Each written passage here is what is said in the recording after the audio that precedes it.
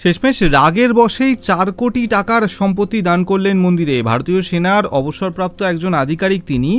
পরিবার বলতে স্ত্রী আর বিবাহিত 2 কন্যা সন্তান রয়েছে, তার সত্ত্বেও নিজের পুরো সম্পত্তি মন্দিরকেই দান করে দিলেন তিনি। কারণ 65 বছর বয়সী এই বিজয়ন, যিনি এককালে ভারতীয় সেনার আধিকারিক ছিলেন, তিনি বর্তমানে নিজের পরিবারের থেকে কোনোভাবেই সহায়তা পান না। এই বৃদ্ধ বয়সে যখন পরিবারের, বিশেষ করে তার 2 বিবাহিত কন্যার তাকে দেখার কথা, তখন তাদের কেউই তাকে দেখেন না। এমনকি তার স্ত্রী সামান্য মতবিরোধের কারণে বিগত 10 বছর ধরে তার থেকে আলাদা থাকেন। বৃদ্ধের দাবি, পরিবার তাকে দেখে না, কোনো রকম সহায়তা করে না, কিন্তু তারা সম্পত্তি ভাগাভাগি নিয়ে বারংবার তাকে চাপ দিয়ে চলেছে। একটি সাক্ষাৎকারে বৃদ্ধ জানিয়েছেন, তার 2 সন্তান তাকে দৈনন্দিন খরচার জন্য অপমান করে, কথা শোনায়।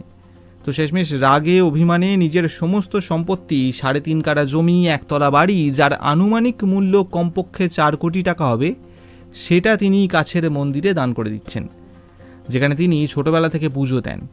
শোনা যাচ্ছে মন্দিরের যে দানপেটি রয়েছে সেখানে থেকে বৃদ্ধের সমস্ত সম্পত্তির দলিল মিলেছে এবং সাথে একটি কাগজও মিলেছে, যাতে লেখা রয়েছে তিনি স্বেচ্ছায় তার সম্পত্তি মন্দিরে দান করে দিচ্ছেন।